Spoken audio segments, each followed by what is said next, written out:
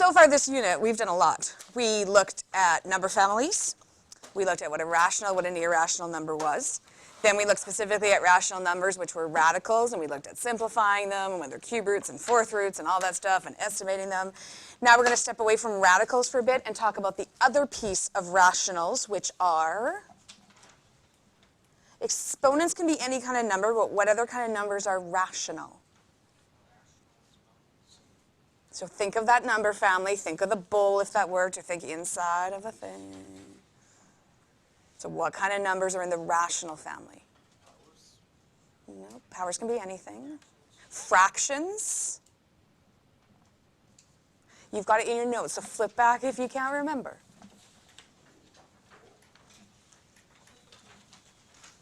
I'm hearing just kind of mumbling, but nothing specific. Fractions are rational.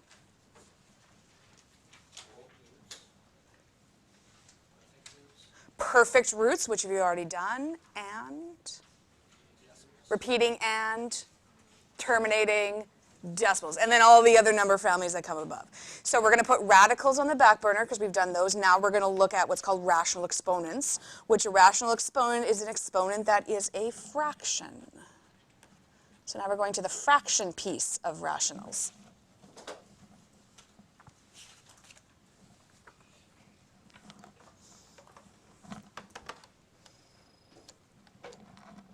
So an example could be 4 squared. Who the what now? How is that a fraction? So look at that exponent. How is 2 a fraction? Yeah, it's 2 over imaginary 1 that you don't see. So you've actually been dealing with these as fractions. You just didn't talk about them as fractions. Take a look at this. 3 to the 1/2. What now?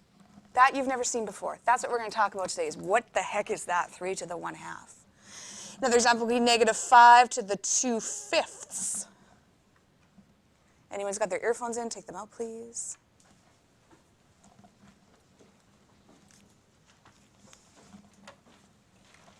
Now again, I know to you this looks crazy because you've never seen this before. To a mathematician, once I show you what these are, you're going to be like, oh, totally get it. So there's actually a relationship between radicals and rational exponents.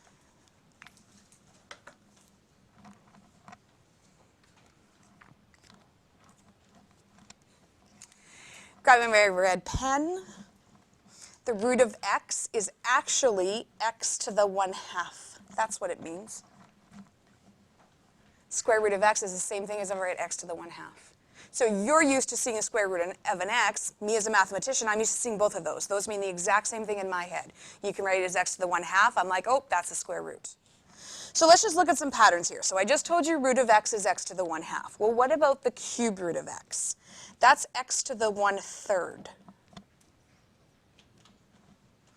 What about the fourth root of x?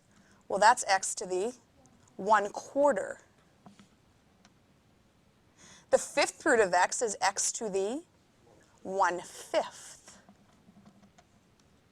You already see a pattern happening there? Okay, well, what if the radicand, which is that number under the radical, what if it already has an exponent? So we're going to look at the difference between the root of x and the root of x cubed. This becomes x to the 3/2. X to the 3/2. So just compare the top and bottom one here. Root of x is x to the 1/2. X cubed with a root is x to the 3/2. Here, this becomes x to the 6/3. And can I reduce 6/3? What can I reduce it to? 1/3.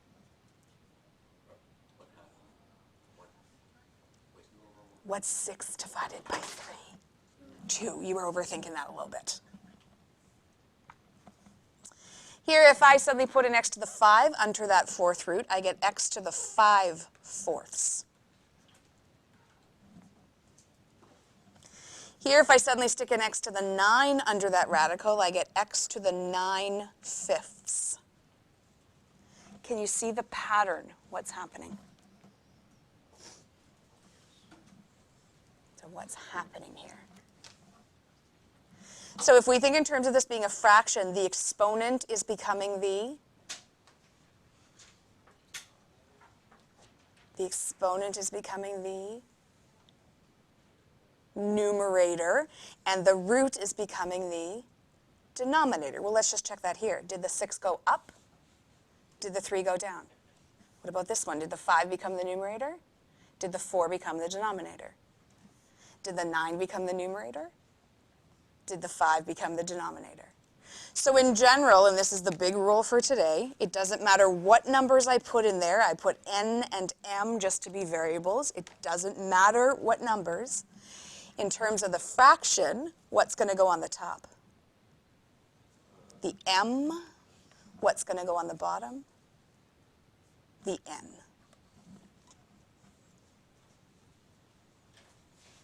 Now again, I know to you these fractional exponents seem really crazy because you've never seen them before. All they are roots and exponents. This form here is called radical form. Why?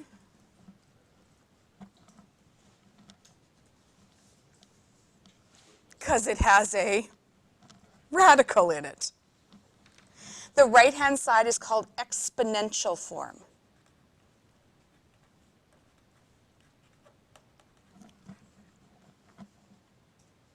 Exponential form. Why? Because it has an exponent. The biggest thing with this is you're going to mix up which one goes up, which one goes down. So I always picture a tree, and that's why I put a little picture of a tree there. What's on the very, very bottom of a tree? Past the trunk, below the trunk. The roots. So what goes on the bottom, the exponent or the root? The root goes on the bottom. That's how I remember. I think of a plant or a tree. What's on the bottom of a plant or a tree? The root. So first skills we're going to learn is to convert from one to the other. Grace? Sure. So we're going to go from radical form to exponential to radical form. So just practicing. This is where you grab your paper, which I'm running out because you're all pillaging from me.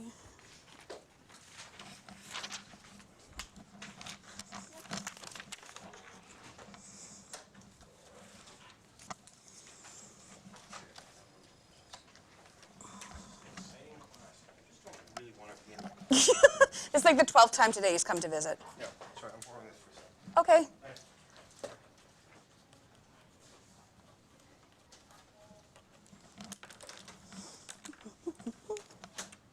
What's on the bottom of a tree?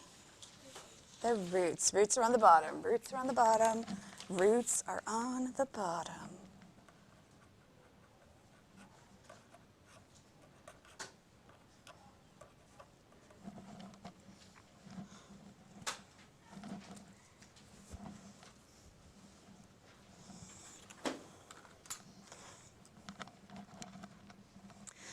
What form is this already in?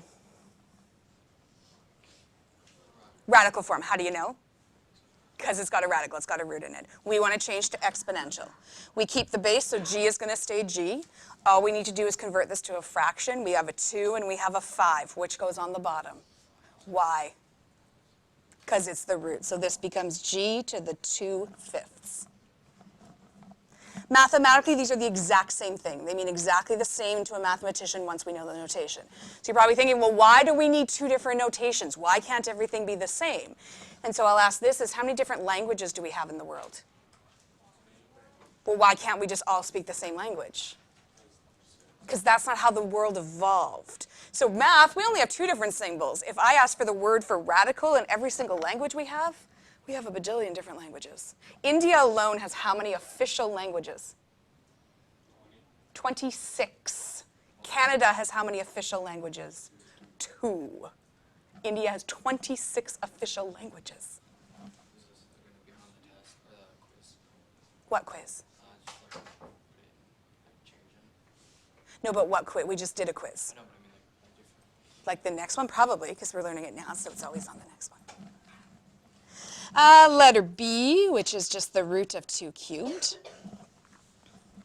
Now you just need to remember, even though we don't see it, we know there's a little tiny index in there. What is it? 2. So we don't see it, but we know it's there. So in terms of our fraction, we have a 2 and a 3, which is going to go on the bottom. Why? Roots are on the bottom, so this becomes 2 to the 3 halves. Again, to a mathematician, these are exactly the same thing to me, and once you get familiar, they'll be the exact same thing to you. 26 official languages. The fourth root of x to the 8, we're just converting to exponential form, which says the 8 goes up and the 4 goes. And then if we can reduce, we do. So can we reduce 8 divided by 4? 8 divided by 4 is 2. Show me your thumb so far. Getting this? Good. Let's go backwards.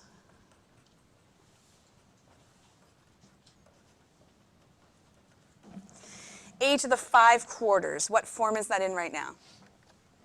Exponential. How do you know it's an exponential form? Because it has an exponent. We're converting it to radical. So we need to have some kind of radical in this. So I like to start with a symbol. A isn't going to change. It's still the base. It's still going to be under the radicand. Now we just need to know is where do I put that 4? Where do I put the 5? Say that all one more time. How do you know 4 is the root? Because it's on the bottom because you picture a tree. What kind of learner needs to picture the tree? Tactile, we need to touch a tree. And I don't have one in here. It's visual. Why do I keep repeating over and over that the 4 is on the bottom? Because that's auditory, by the way. Tactile, sorry, I got nothing for you. What happens to that 5? It just tags along with the A. Becomes the exponent of A.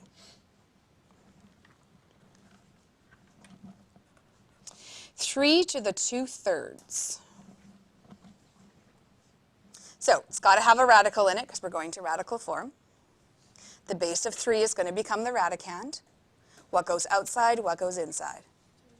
3 goes outside and 2 goes inside. I want you just to turn to someone in front, behind, beside you. Tell them how we would say this. So say it to them.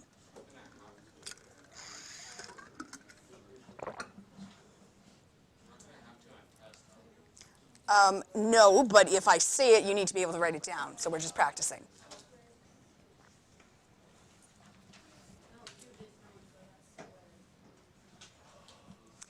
We would call this the cube root of 3 squared. Cube root of 3 squared. That's how we would say it.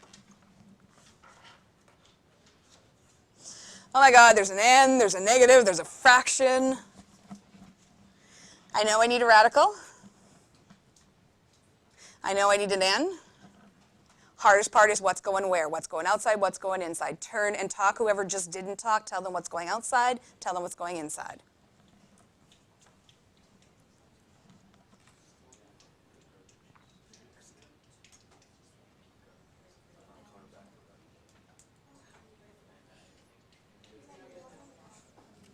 Okay, focus back. Where is the 2 going? Where is the negative 3 going? Can we have a negative exponent? Yeah, that's what we're going to talk about tomorrow. That's all cool. Do I need to write this 2? No, so we would just write the square root of n to the negative 3. No. No, it'd be like giving me this. No, we don't write that ever. No. No. No, I don't like it. Ugh. No. How are we doing so far converting between the 2? Turn the page. Now we're going to evaluate.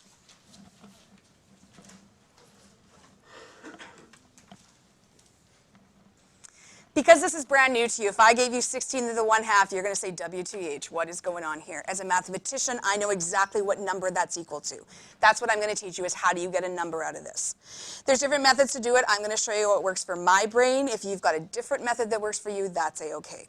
What I do is I circle the bottom and I circle the base. And I know that the bottom is just the root. So in my head, I say to myself, well, that's just the square root of 16. So what's the square root of 16? 4. Then I just copy the exponent. So that 1 just jumped over. Then I do the exponent, and what's 4 to the 1? 4. So 16 to the 1/2 is 4. And it makes sense because 16 to the 1/2 is the same thing as the square root of 16. And what's the square root of 16? 4. That's where it's coming from. So I evaluate the denominator.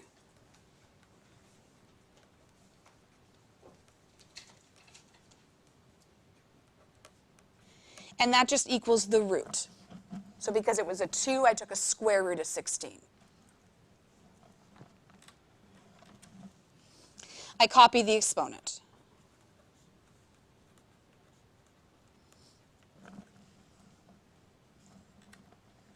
Then I evaluated the exponent and simplified.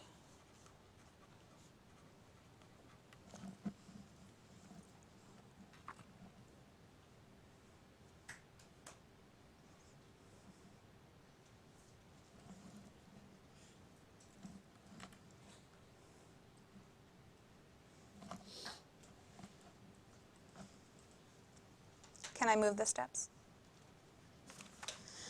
I'll show you just another way to do this on your paper. If you like this one better, great. If you don't, you don't. Another way would be to put it into radical form because it's what your brain is used to seeing. So let's just take this and convert to radical. I know that I need a radical. I know the 16 doesn't move. What goes on the outside, the 2 or the 1? Do I actually need to write it? No. What happens with the 1? Yeah, so I'm just going to put them as imaginary numbers just so you see later what happens. So that's a little imaginary 2, although it looks like a bunch of little dots. And that's just our imaginary 1. And when your brain sees it as square root of 16, what is it equal to? The reason I don't always do this conversion is because I want you to get the speed to be able to look and say 16 to the 1/2 is 4 and just be able to do it without having to change. Oh, thank you. Well, I put it imaginary, and then you couldn't see it, so I filled it in. But I did it as an imaginary 2. But then I'm like, oh, that's a series of dots, so then I filled it in. It is a 2.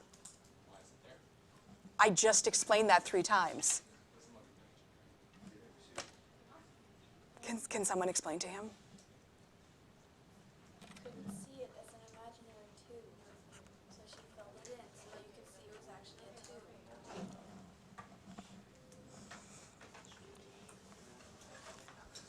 64 to the 2/3 to you as a brand new little young mathematician means absolutely nothing. To me as a mathematician, I can look at that and know what number it is. And that's all I'm doing is training you to be able to look and know what number. What I do first is I just look at the bottom, the denominator, and I say to myself, that's a root. What kind of root is it? It's a cube root. Cube root of 64. What you're doing now is picturing that table we filled in on the first day.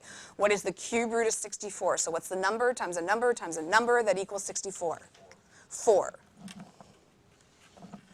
What am I going to do with the 2 that's on top? I'm just going to copy it out. Didn't touch that 2, just left it right sitting up there. Now I'm going to do that. 4 squared is 16. The faster you get at this and the more you practice, you'll be able to do this in one step. I can look at 64 to the 2/3 and know like that it's 16 because I've done this a million times. That's all we're practicing is how do you get a number out of this. Oh my goodness, there's a decimal. That's not going to scare us. We can do it. We can take this on.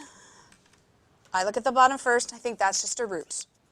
It's just a square root of 0.09. And I don't like the decimal, so I just ignore them for a second. I say, imagine it's 9. What's the square root of 9? 3. Well, to get 2 decimal places here, what would I have to have as the square root?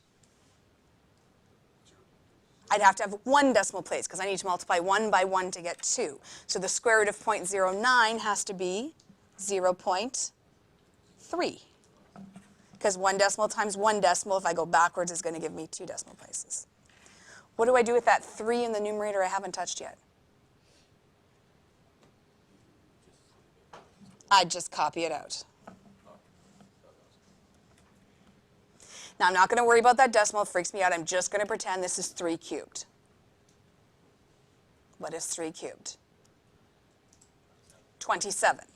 Now, because there's 1 decimal place, when I multiply 1 decimal place times 1 decimal place times 1 decimal place, how many decimal places do I need?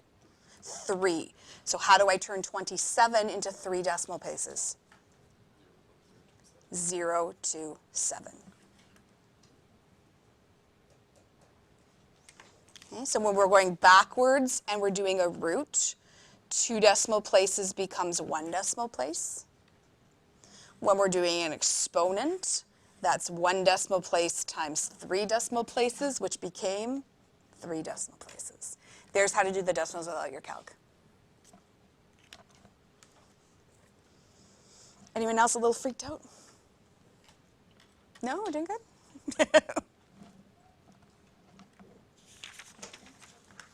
Take a look at C. I guess it's, I don't know why I just put them as ABC. It's example 456.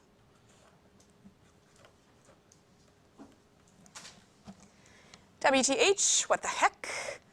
You told me rational meant fraction. What the heck is this decimal? Well, it is a fraction. What fraction is 0.25? So that's the hint I put there. If you see a decimal, just change to a fraction. It's what we're used to seeing.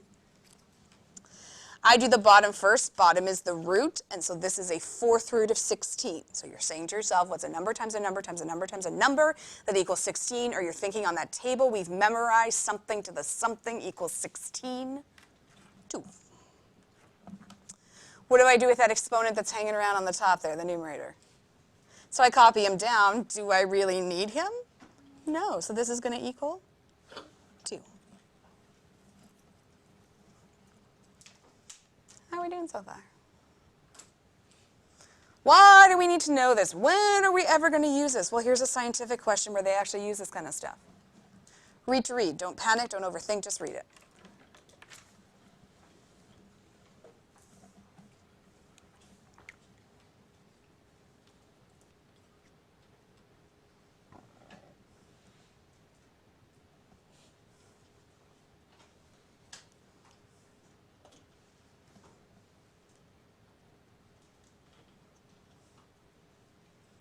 What's it about? Chemical. And that's maybe all you got in the first time through, and that's okay. Now let's pick it apart. What do we really need to know out of this? We need the formula. We probably need what is the A and what is the R. So what is R defined as? Remaining mass. What is A defined as? Original amount. What is the question asking us to find? In part A, original amount is 4. In part B, original amount 25.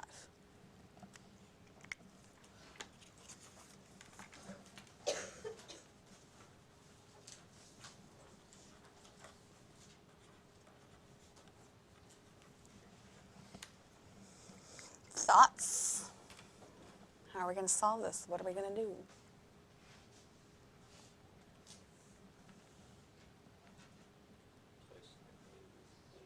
Replace the A with 4. That sounds like a good start.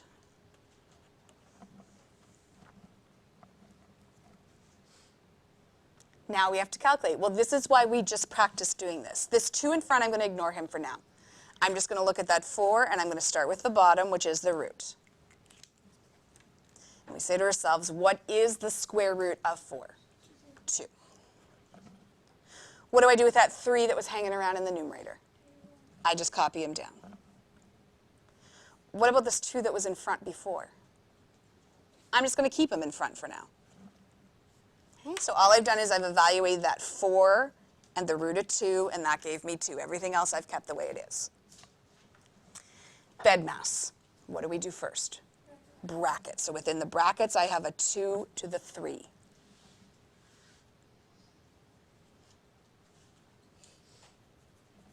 Eight.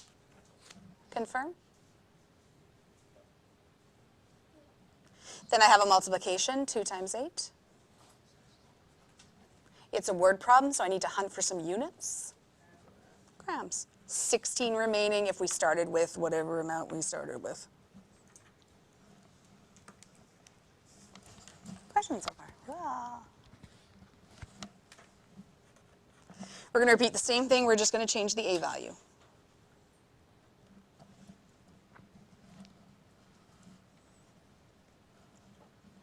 I'm waiting for someone to ask me how the remaining amount can be bigger than what we started with. How? How? What's going on here that we started with 60, or we started with 4 and we're ending up with 16? Yeah, and can chemical reactions make more of something? Yeah. So say okay. Same thing, except this time we're given 25.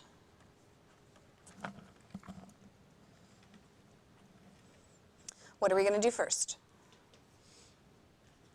The denominator, and that's the root. What is the square root of 25? What do I do with the 3 that was hanging around in the numerator? He just comes down and joins the 5. What do I do with that coefficient of 2 that was around in the beginning? Just keep him right in front. Bedmass, what do we do first? Brackets. You've memorized 5 cubed. It was one of the cubes on the table. Offer of 125. Now the multiplication. 250 and some units. There's an application of why we need to know this. 3 things you need to be able to do today. The first is changing a radical to an exponent. The second is going backwards, changing an exponent to a radical. And the third is being able to evaluate when the exponent is a fraction. How are we feeling? I can't help you with hungry.